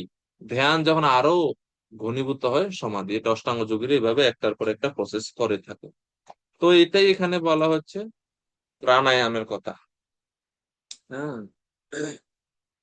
তো প্রত্যাহার মানে আমরা বললাম কি সাধক তার ইন্দ্রিয়গুলোকে বিষয় থেকে প্রত্যাহার করে নেন। তো এটাই হচ্ছে সর্ব ইন্দ্রিয় কর্মাণি। সর্ব ইন্দ্রিয় কর্মাণি মানে ইন্দ্রিয়গুলোকে সমস্ত বিষয় থেকে প্রত্যাহার করে নেওয়া। প্রাণকর্মাণি মানে হচ্ছে প্রাণবায়ু গুলোকে বা এই যে শ্বাস প্রশ্বাস ক্রিয়াকে সংযত করা। এর মূল উদ্দেশ্য কি? মূল উদ্দেশ্য হচ্ছে চেতনাকে অন্তর্মুখী করা। ঠিক আছে। আত্মসংযম যোগ অগ্নৌ, আত্মসংযম রূপ অগ্নিতে আহুতি দেয় তারা। তারা আত্মসংযমী, তারা এবং অন্তর্মুখী মনের অগ্নিতে নিজেকে নিয়োজিত করার জন্য চেষ্টা করে।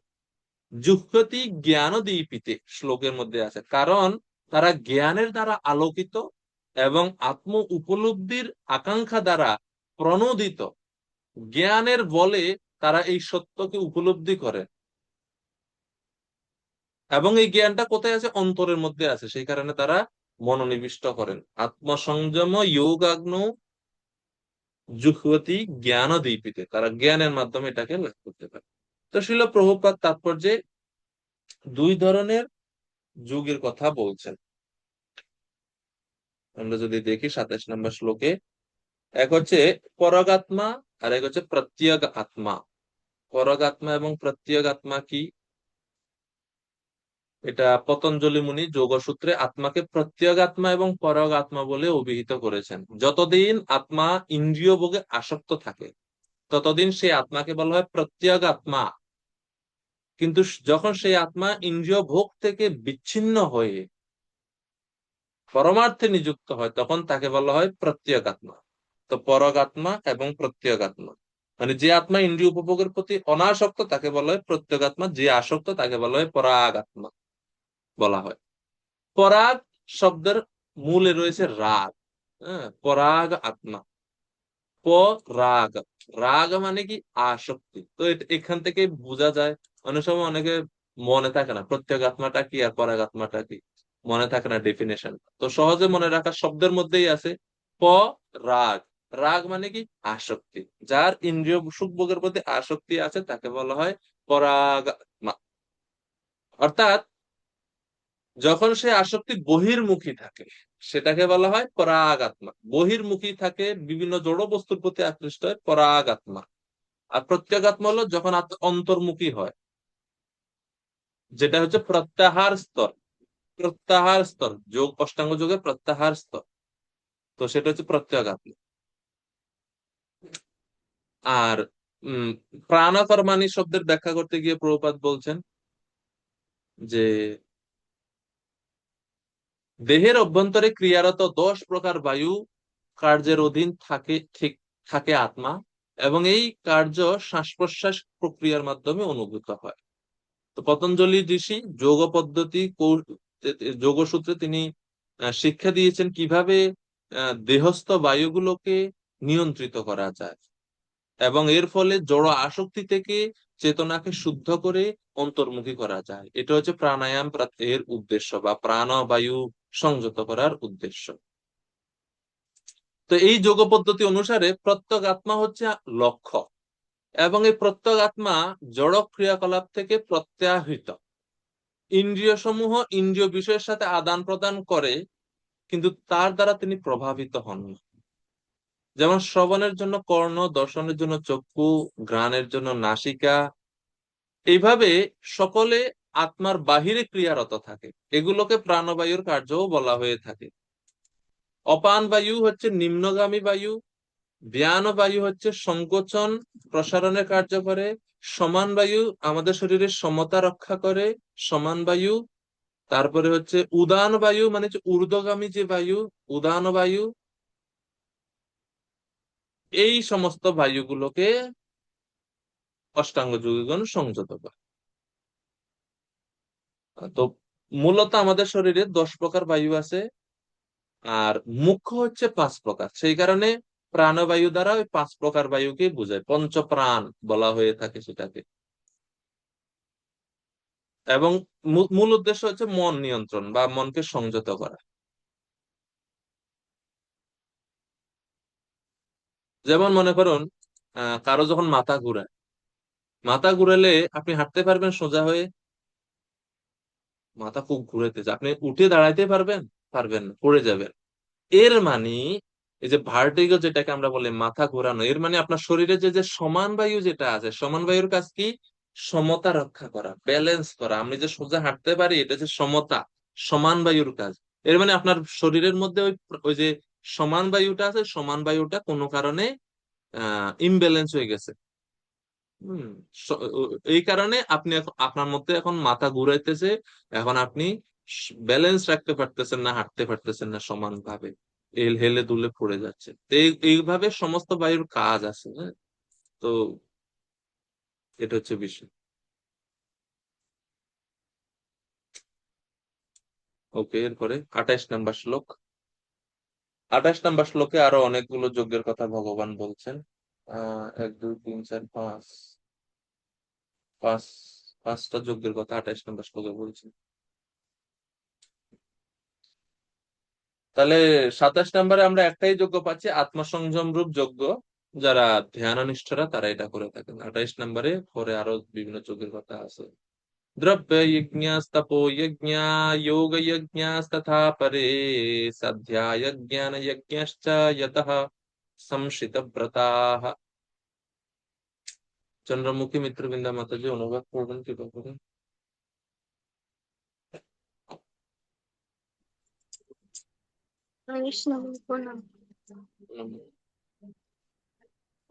কঠোর ব্রত গ্রহণ করে কেউ কেউ দ্রব্য দান রূপ যজ্ঞ করেন, কেউ কেউ তপস্বরূপ যজ্ঞ করেন, কেউ কেউ অষ্টাঙ্গ যোগ রূপ যজ্ঞ করেন, এবং অন্য অনেকে পারমার্থিক জ্ঞান লাভের জন্য বেদ অধ্যয়ন রূপ যজ্ঞ করেন।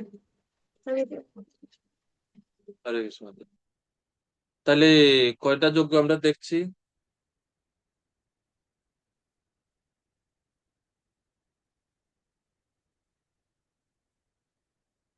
দ্রব্যযজ্ঞ, তপোযজ্ঞ, যোগ যজ্ঞ, শ্রদ্ধায় যজ্ঞ, আর হচ্ছে জ্ঞান যজ্ঞ।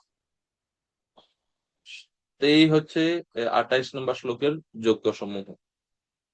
কেচিৎ কেহ কেহ দ্রব্যযজ্ঞ, দ্রব্যযজ্ঞ পরায়ণ, আবার কেউ কেউ তপযজ্ঞ পরায়ণ, কেউ কেউ যোগরূপ যজ্ঞ পরায়ণ, কেউ কেউ শ্রদ্ধায় জ্ঞান যজ্ঞ পরায়ণ। তো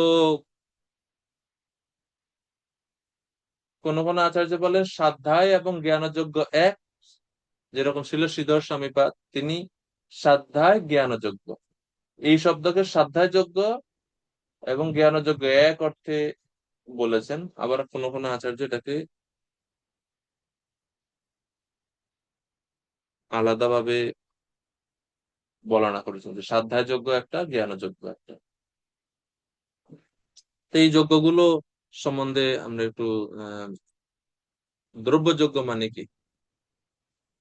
কঠোর ব্রত সহ কেউ দ্রব্য দান রূপ যজ্ঞ করে, এটাকে বলা হচ্ছে দ্রব্যযোগ্য।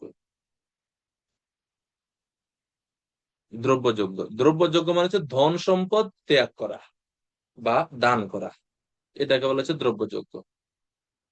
ধন সম্পদ দান করা দ্রব্যযোগ্য। দ্রব্যদান শরণাগত সন্ত্রাণম ভূতানাম চাপি হিংসনম বহির্বেদী চ যদ্দানম দত্তম ইত্যভিধীয়তে।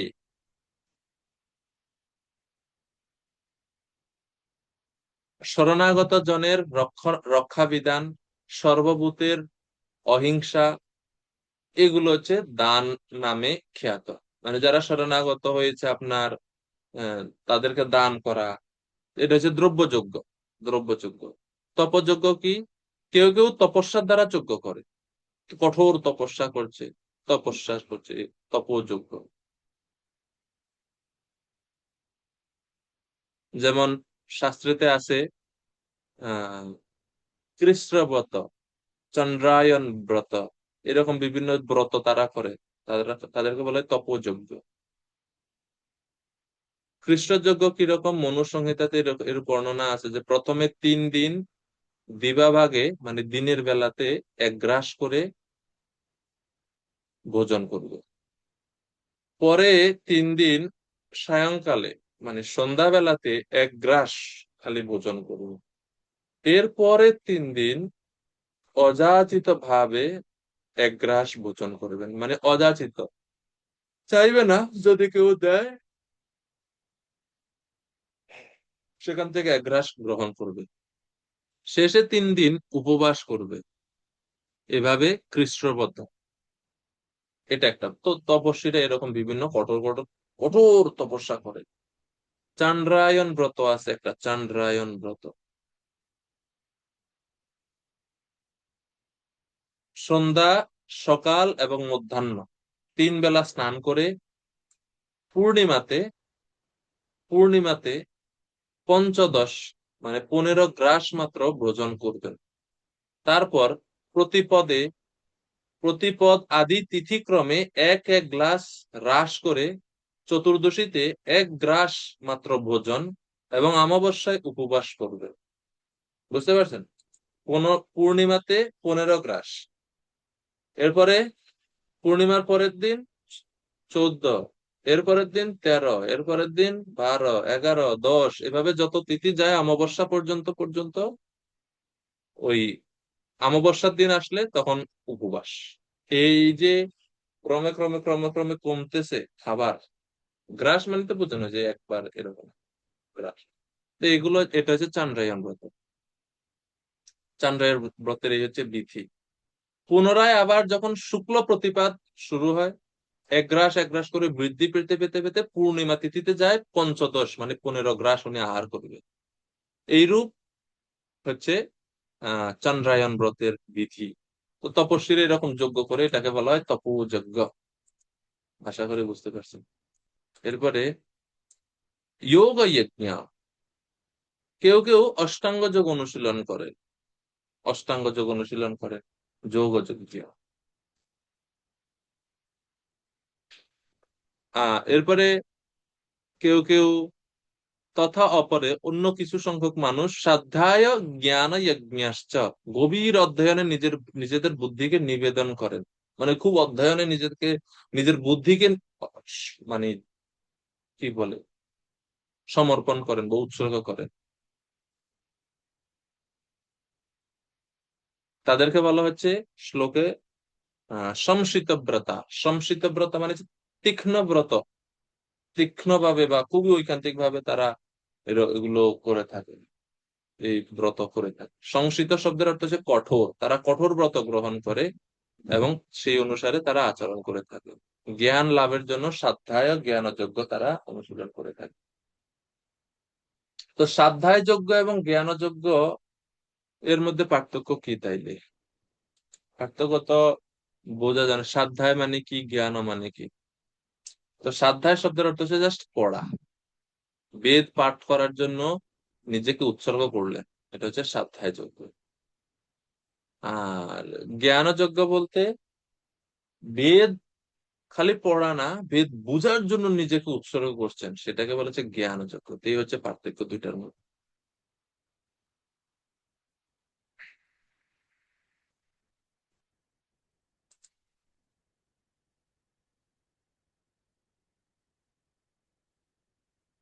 শিল প্রভুপাদ তাৎপর্যে বর্ণনা করছেন বিভিন্ন যজ্ঞ সম্বন্ধে যে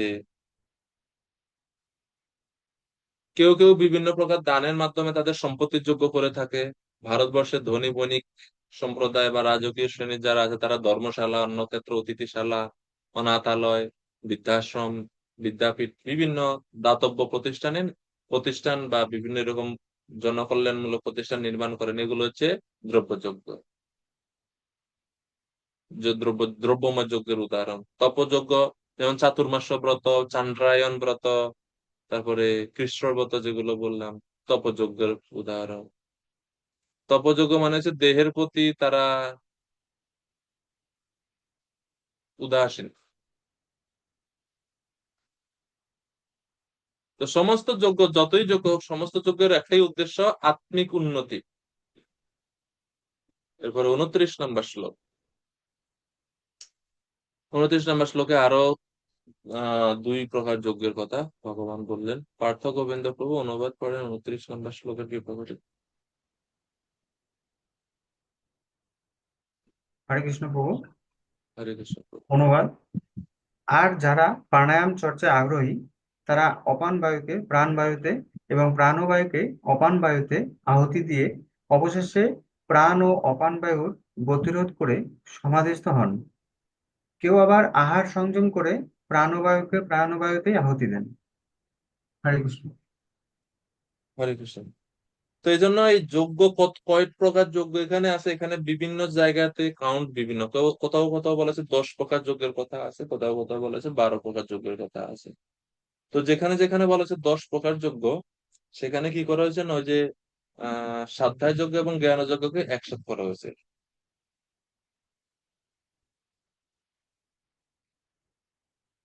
ঠিক আছে। আর এই যে 29 নম্বর শ্লোকে যেটা প্রাণায়াম যজ্ঞ এবং নিয়ত আহার যজ্ঞ, সেটাকে একসাথে একসাথে বলা হয়েছে। তো সেই কারণে কোথাও কোথাও লিস্টে 10 প্রকার যজ্ঞ আছে। ঠিক আছে। আর যখন আমরা ওগুলোকে ভাগ করি তখন হচ্ছে আলাদা হয়, তো তখন হচ্ছে 12 প্রকার। যেটাই হোক, এখন 29 নম্বর শ্লোকে ভগবান কি বললেন এখানে? ভগবান বলছেন,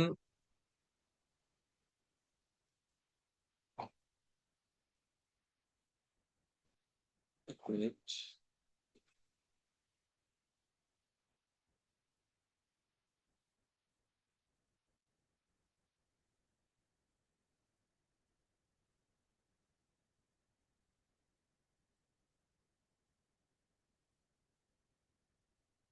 অপরে মানে অন্যরা, অন্য অনেকে প্রাণায়াম যজ্ঞ করে।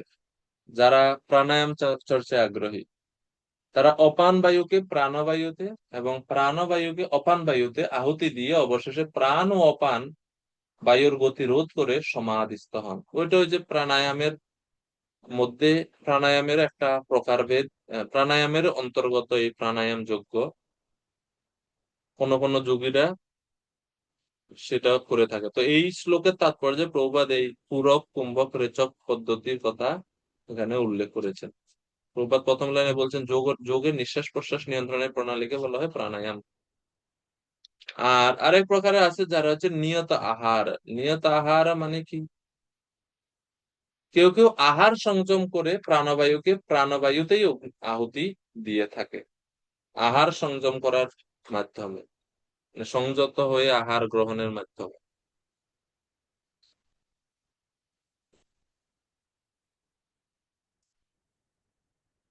এখন আহার সংযম মানে কি? তো শাস্ত্রে বর্ণনা আছে পরিমিত আহারের আমাদের উদরের 2 ভাগ অন্ন দ্বারা, 1 ভাগ জলের দ্বারা, অবশিষ্ট 1 ভাগ বায়ু সঞ্চারণের জন্য খালি রাখবে। এইভাবে যদি কেউ ভোজন করে সেটা হচ্ছে নিয়ত আহার যোগ্য। বুঝতে পারছেন? প্রসাদ যখন পেতে বসি, 1 হাতা অন্ন নিলে যদি আমার পেট ভরে, নেওয়া উচিত 1/2 হাতা। মানে পেটের 1/2 ভাগ অন্ন, সলিড জিনিস দ্বারা, অন্ন, সবজি, ডাল সবকিছু দ্বারা পেটের 1/2। বুঝছেন? খাওয়ার পরে যদি মনে হয় যে আরো তো খাইতাম পারবো, তো ঠিক আছে। আর যদি খাওয়ার পরে মনে হয় যে আর লড়াচড়া করা যান না, তো এর মানে এটাও অতিরিক্ত খাওয়া হয়েছে, এটা নিয়ত আহার যোগ্য হয়েছে না। তো এটাও আপনারা করতে পারেন। আহার সংযম, এটাকে বলা হয় আহার সংযম। মানে অন্ন, সবজি, ডাল সবকিছু মেখে পেটের 1/2 হইতো, মানে সলিড জিনিস দ্বারা উদরের 1/2, আর বাকি 1/2 খালি আছে না, সেই বাকি 1/2-এর 1/2 জল দ্বারা। তাইলে আর গ্যাস ট্যাস হইতো না, কনস্টিপেশন হইতো না, কোষ্ঠকাঠিন্য হইতো না, এগুলো কিচ্ছু হইতো না। আর বাদ বাদ বাকি 1 ভাগ খালি থাকবে। কিসের জন্য খালি থাকবে? গ্যাস, গ্যাস বায়ু সঞ্চালনের জন্য। যেরকম আপনারা দেখবেন পেপসি, কোকা কোলা বোতলগুলার উপরের একটু অংশ খালি থাকে, খালি থাকে না? একটু অংশ খালি থাকে, দেখছেন তো? খান না ঠিক আছে, কিন্তু দেখছেন তো? মানে পুরো বোতল একবারে মুখ পর্যন্ত তারা ভর্তি করে না, একটু উপরে একটু অংশ খালি থেকে যায়। কেন? ওজনে কম দেয়, আমাদের ঠকায় নাকি? না, এটার পিছনে কারণ হচ্ছে এটা, এই যে এই জিনিসগুলা তো হচ্ছে আহ, এগুলাতে তো গ্যাস উৎপন্ন হয়। আনা নেওয়াতে, ক্যারি করার সময় তো নাড়াচাড়া পড়বে না, নাড়াচাড়া পড়লে তো হচ্ছে ভিতরে যে লিকুইড আছে এটা থেকে গ্যাস নিঃসরণ হয়। এখন একটু জায়গা যদি খালি না রাখা, গ্যাস গুলো কোথায় থাকবে, যাবে কোথায়? না যেতে পেরে পরে দেখা যাচ্ছে বোতলটা ফেটে যাবে। তো সেই বিষয় থেকে রক্ষা করার জন্য এই অংশটা খালি রাখে, যেন গ্যাস যদি, এই জন্য দেখবেন আরসি কোকা কোলা কিনলে বোতলটা খুব টাইট থাকে প্রথমে, টাইট থাকে না? প্রথমে খুব টাইট থাকে, কেন টাইট থাকে? ওই যে গ্যাস ভিতরে জমে আছে, সেই কারণে। আপনি খুললে পস করে একটা শব্দ হয়, এটা আসলে কি হচ্ছে না, গ্যাসটা বের হওয়ার সুযোগ পাইছে। আপনি একটু খাওয়ার পরে আবার মুখ ভালো করে বন্ধ করে আবার একটু ঝাঁকিয়ে দেন, দেখবেন আবার টাইট হয়ে গেছে। এর মানে গ্যাস তৈরি হয়েছে। তো আমাদের উদরেও আমরা যখন খাবার খাই, খাদ্য যখন পরিপাক হয়, তো এরকম গ্যাস তৈরি হয় না, যেটা উদগারের মাধ্যমে, ডেকুরের মাধ্যমে বের হয়। তো এটা খালি যদি না রাখেন তাহলে সমস্যা। এটাকে বলা হচ্ছে নিয়ত আহার্য।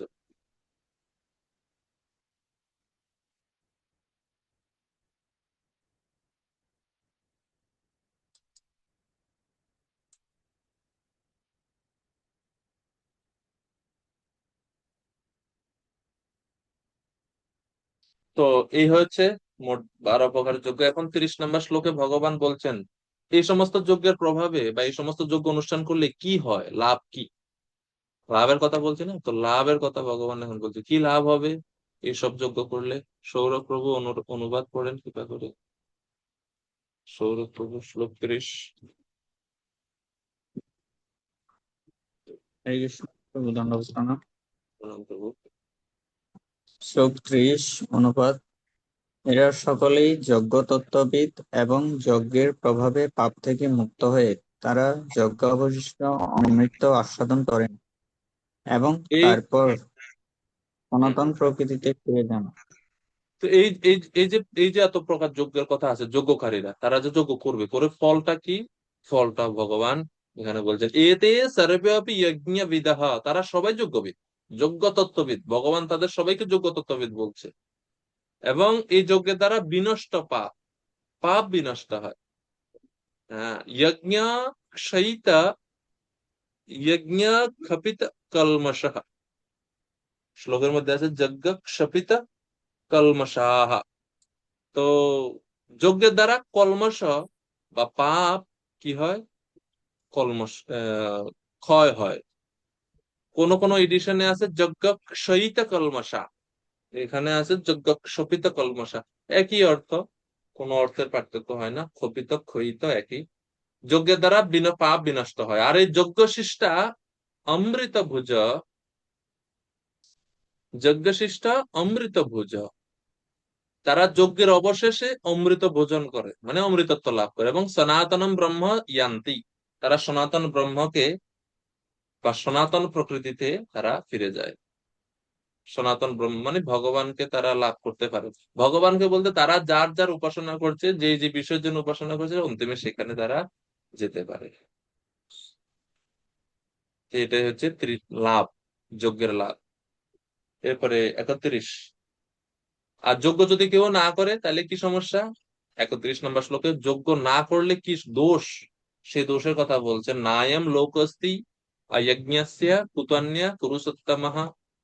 হে কুরুশ্রেষ্ঠ, যজ্ঞ অনুষ্ঠান না করে কেউ এই জগতে সুখী থাকতে পারে না, তাহলে পরলোকে সুখ প্রাপ্তি কিভাবে সম্ভব?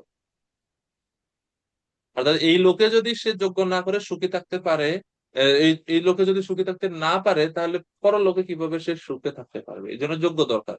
যোগ্য সম্পাদন ব্যতিরেকে এই জীবনে হোক অথবা পরবর্তী জীবনে হোক, সুখ লাভ কখনো সম্ভব নয়, সুখ লাভ করা যায় না। প্রভুপাদ তাৎপর্য শেষে বলছেন, বিভিন্ন রকম যজ্ঞ অনুষ্ঠান করার ফলে সব দিক দিয়ে অসীম সুখ ভোগ করা যায়, কিন্তু সর্বোচ্চ সুখ কেবল তখনই অনুভব করা যায় যখন কৃষ্ণ ভাবনায় ভাবিত হয়ে ভগবানের চিন্ময় ধামে ভগবানের সাহচর্য লাভ করে ভগবানের সেবা করা হয়। তাই কৃষ্ণ ভক্তি সাধন করাটাই হচ্ছে শ্রেষ্ঠ যজ্ঞ এবং সব রকম সমস্যার সমাধান করার একটা শ্রেষ্ঠ উপায়। তো প্রভুপাদ বলছেন, আমরা জড়বন্ধনে আবদ্ধ আছি, এই জড়বন্ধন থেকে মুক্ত হওয়ার জন্য শ্রেষ্ঠ সুযোগ হচ্ছে মনুষ্য জীবন। মনুষ্য জীবনে আমাদের উচিত, এই সমস্ত বিভিন্ন যোগ্যতা আছে, কিন্তু সর্বশ্রেষ্ঠ যোগ্য কোনটা? ভক্তি, কৃষ্ণ ভাবনা। এই কৃষ্ণ ভাবনায় নিজের জীবনকে উৎসর্গ করা, জীবনকে যুক্ত করা, তাহলে আমরা প্রকৃত সুখ লাভ করতে পারবো। সুসুখম কর্তুম অব্যয়ম। এরপরে 32 নম্বর শ্লোক। এই সমস্ত যজ্ঞই বৈদিক শাস্ত্রে অনুমোদিত হয়েছে এবং এই সমস্ত যজ্ঞ বিভিন্ন প্রকার কর্মজাত, সেগুলোকে যথাযথভাবে জানার মাধ্যমে তুমি মুক্তি লাভ করতে পারবে। এগুলো সব বেদে উক্ত হয়েছে, বৈদিক বিভিন্ন শাস্ত্রে এরকম রয়েছে। ব্রহ্মণ মুখে মানে বেদ দ্বারা বহুবিধা, মানে এই বিভিন্ন প্রকার যজ্ঞ সমূহ বিততা বিস্তৃত রূপে বর্ণিত হয়েছে। তান সর্বান কর্মজান বিদ্ধি এবং জ্ঞাত্বা বিমোক্ষসে। এইভাবে কর্মবন্ধন থেকে মুক্ত হওয়া যায় এই সমস্ত যজ্ঞ অনুষ্ঠানের মাধ্যমে, যেহেতু এগুলো বেদে অনুমোদিত যজ্ঞ, সেই কারণে। প্রভুপাদ বলছেন এই তাৎপর্যে সমস্ত যজ্ঞের চরম উদ্দেশ্য হচ্ছে দেহের বন্ধন থেকে জীবকে মুক্ত করা। ভগবান শ্রীকৃষ্ণ এখানে তার নিজের মুখে সেই কথা বলছেন, বিমোক্ষসে, জীবকে মুক্ত করা বন্ধন থেকে। এটা হচ্ছে সমস্ত যজ্ঞের মুখ্য উদ্দেশ্য। এরপরে শ্লোক 33। এখন ভগবান এই 33 নম্বর শ্লোকে কর্মযজ্ঞ হতে জ্ঞানযজ্ঞ শ্রেষ্ঠ তা তিনি নিরূপণ করছেন। মানে বিভিন্ন যজ্ঞ কথা তো ভগবান বলছেন 25 থেকে 29-এর মধ্যে। এই সমস্ত যজ্ঞের মধ্যে শ্রেষ্ঠ কোন যজ্ঞ, সেই যজ্ঞের কথা। মূল লক্ষ্য হচ্ছে এই যজ্ঞের মহিমা করা, জ্ঞান যজ্ঞের মহিমা করা। এই জ্ঞান যজ্ঞের মহিমা বর্ণনা করতে গিয়ে বিভিন্ন প্রকার যজ্ঞ বলছেন, যজ্ঞের কথা উল্লেখ করে এখন বলছেন সমস্ত যজ্ঞের মধ্যে জ্ঞান যজ্ঞটা হচ্ছে শ্রেষ্ঠ। শ্রেয়ান দ্রব্যময়াতি যজ্ঞাৎ জ্ঞান যজ্ঞ পরন্তপঃ সর্বকর্মাখিলম পার্থ জ্ঞানে পরিসমাপ্যতি। রেখা পাল মাতাজি অনুবাদ করেন কি করে?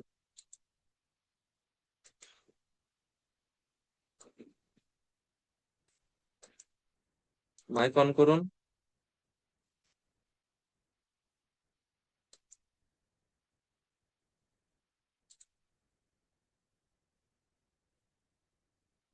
সুশান্ত হরিদেব প্রভু। হরে কৃষ্ণ। হরে কৃষ্ণ। অনুবাদ। হে পরন্তপ, দ্রব্যময় যজ্ঞ থেকে জ্ঞানময় যজ্ঞ শ্রেয়। হে পার্থ, সমস্ত কর্মই পূর্ণরূপে চিন্ময় জ্ঞানে পরিসমাপ্তি লাভ করে। হরে কৃষ্ণ। হরে কৃষ্ণ। ধন্যবাদ প্রভুজি। তো এই শ্লোকে ভগবান খুব সুন্দরভাবে যজ্ঞর এই সেকশনের মানে কি বলে সমাপ উপসংহার এখানে ভগবান দিচ্ছেন, উপসংহার দিচ্ছেন এখানে, যে বিভিন্ন প্রকার যজ্ঞের কথা তো আমি বললাম, কিন্তু তার মধ্যে যে জ্ঞানযজ্ঞ, সেই জ্ঞানযজ্ঞটা হচ্ছে শ্রেষ্ঠ।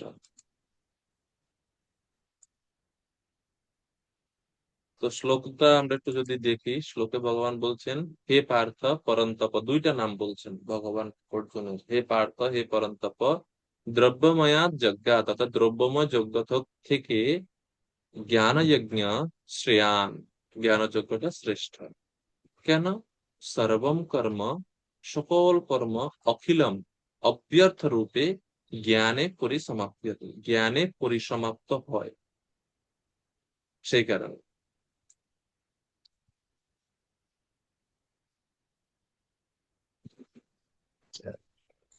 ভক্তিবিনোদ ঠাকুর এই শ্লোকের ব্যাখ্যা করে বলছেন, সমস্ত কর্মই জ্ঞানে পরিসমাপ্তি লাভ করে। যজ্ঞ সকল অনুষ্ঠিত হতে হতে যখন চিন্ময় চক্ষু বা জ্ঞান চক্ষু বর্জিত ভাবে যখন কেউ যজ্ঞ করে, তখন সেটা দ্রব্যময় হয়। কিন্তু যখন জ্ঞান চক্ষু লাভ করে কেউ, জ্ঞান চক্ষুর সহিত যখন কেউ যজ্ঞ করে, তখন সেটা জ্ঞানময় হয়ে পড়ে। যজ্ঞের কেবল দ্রব্যময়ী অবস্থাকে কর্মকাণ্ড বলে, জ্ঞানময়ী অবস্থাকে জ্ঞানকাণ্ড বলে। তো যজ্ঞ কার্য অনুষ্ঠান করতে ও তাকে বা যিনি যজ্ঞ করছেন তাকে অবশ্যই সাবধান হতে হবে এবং যথাযথ জ্ঞানের স্তরে বা যথাযথ মনোভাব নিয়ে এই যজ্ঞ করতে হবে।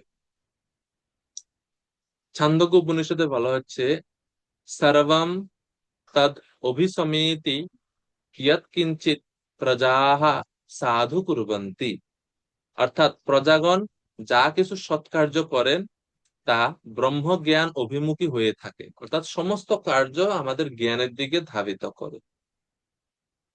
তো কর্মের উদ্দেশ্য হচ্ছে, যথাযথভাবে কর্মের উদ্দেশ্য হচ্ছে জ্ঞানের দিকে আমাদেরকে নিযুক্ত করা।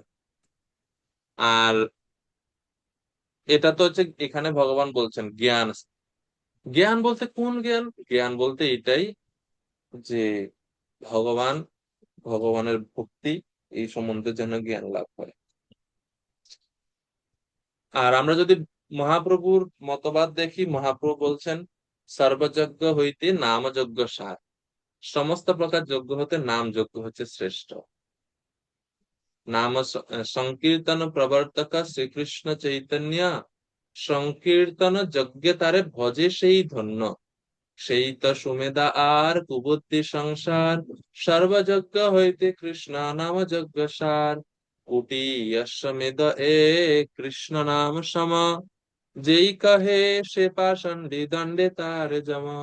ভগবানের নাম এত শ্রেষ্ঠ, কোটি অশ্বমেধ এর ফল এক কৃষ্ণ নামের সমান, এইরকমও যদি কেউ বলে, সে হচ্ছে পাষণ্ডী। শাস্ত্রে তাকে পাষণ্ডী বলা হচ্ছে, এবং তার সে অবশ্যই যমরাজের হাতে মাইর খাবে, দণ্ডে তার জন্ম। কেন? সে ভগবানের নামকে কোটি অশ্বমেধের সঙ্গে তুলনা করছে। এখন চিন্তা করেন, এক অশ্বমেধ যজ্ঞ করতে রামচন্দ্রের অবস্থা খারাপ। এক অশ্বমেধ যজ্ঞ করতে রামচন্দ্রের কত মানে বাধার সম্মুখীন হতে হলো। চক্রবর্তী সম্রাট না হলে অশ্বমেধ যজ্ঞ করা যায় না। এরকম কোটি অশ্বমেধ যজ্ঞ করলেও নাকি এক কৃষ্ণ নামের সমান ফল হবে না। অর্থাৎ ভগবানের নামকে কোনো কিছুর সঙ্গে তুলনা করা যায় না। এই নাম যজ্ঞের জন্য শ্রেষ্ঠ। কৃষ্ণ মন্ত্র হইতে হবে সংসার মোচন, কৃষ্ণ নাম হইতে পাবে কৃষ্ণের চরণ, নাম বিনা কলিকালে নাহি আর ধর্ম, সর্ব মন্ত্র সার নাম এই শাস্ত্র মর্ম। এভাবে চৈতন্য চরিতামৃতে সমস্ত যজ্ঞের শ্রেষ্ঠ যজ্ঞ বলে ভগবানের নামকে প্রতিপন্ন করা হয়েছে। এই কারণে ভগবানের নাম বেশি বেশি করে জপ করা উচিত। কলিযুগের সমস্ত যজ্ঞের ফল এই নামের মাধ্যমে আমরা লাভ করতে পারবো। সমস্ত যজ্ঞের সার হচ্ছে নাম। এবং গীতাতেও ভগবান বলছেন, যজ্ঞানাম জপ যজ্ঞ অস্মি, সমস্ত যজ্ঞের মধ্যে আমি হচ্ছি জপ যজ্ঞ। যেন হরে কৃষ্ণ মহামন্ত্র জপ করা আমাদের কর্তব্য। হরে কৃষ্ণ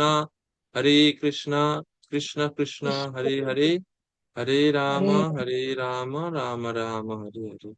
আজকে আমরা 33 নম্বর শ্লোক পর্যন্ত বিশ্রাম রাখছি।